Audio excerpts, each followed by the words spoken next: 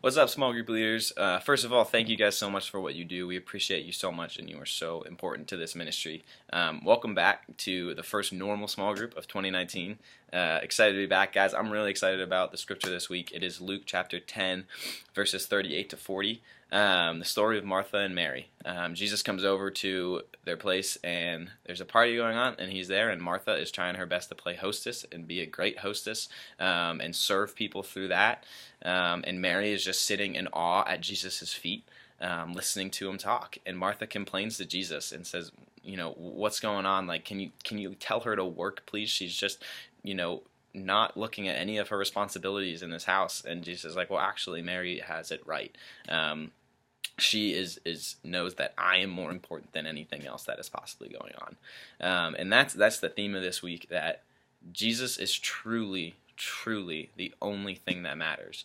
And for us to get to give that concept to our students, it may be for our students the first time that many of them even consider that Jesus really is truly the only thing that matters, the only thing that they need. And so I'm just so excited that we get to introduce that to our students this week. With questions relating to the scripture, I only have 5. We move through that pretty quickly just because I think that the scripture, it's pretty straightforward. Jesus straight up says, I'm the only thing that you need. I'm the only thing needed. Not any of your other obligations in life that take your time and attention. Nothing. I am the only thing needed. So that's why I moved pretty quickly through the scripture, but then we get into the application, and that's where I want you to spend most of the time. So the first question in the application is, if you took Jesus at his word that he truly is the one thing needed in life, how would this change your daily life?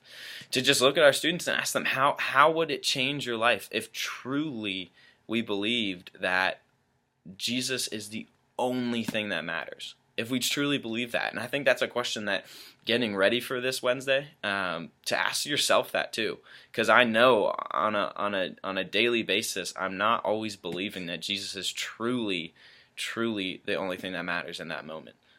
So how can we look into ourselves first to get a better perspective on that, and then ask that question to our students? And the supporting scripture I have for that is John 15:5, and that's just where Jesus says, I'm the vine, you are the branches. Apart from me, you can do nothing. Just the concept that we can do absolutely nothing of value without Jesus at the center. There's so many things that we can trick ourselves into thinking that are valuable, that are worthwhile. But without Jesus at the center, he says, you can do nothing. Apart from me, you can do nothing. And then we move on to the next question, where we ask the students, what are the pressing things in your life that take your time away from the most needed thing? What are the obligations? What are the things in your schedule? What are the things that you want to do that are taking you away from the only thing that matters, from Jesus?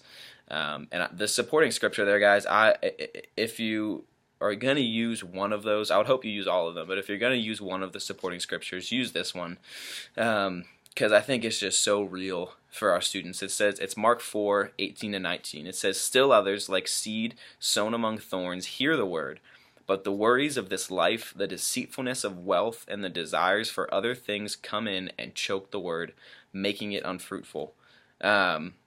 I think for kids that are raised in the church, which are a lot of our kids in our small group, this verse is really real. The word has become common to them. It's become normal, and it's become secondary because of that. It loses some of its excitement to them, that well, this is what I've known my whole life, and yeah, that I can give a nod to God whenever a good thing happens, but I have my other passions in life that I need to pursue. And I think that verse is just so real, that the distractions come in. We want other things of this world, and it just chokes out the word in our life. So just to ask them, and this is another, I think, guys, I love this scripture so much because it just hits the nail on the head for our students and also for us. So I would ask you too for this one, kind of look inside first.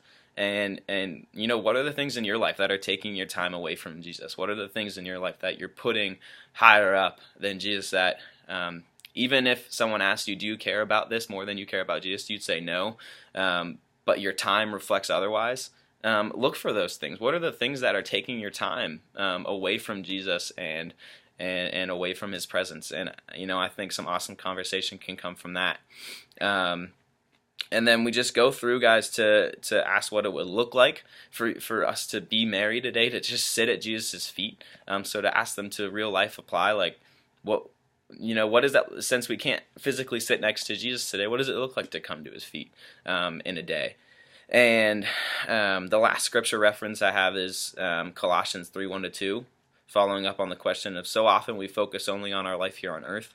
What would help you to see the eternal dimension of your life more consistently?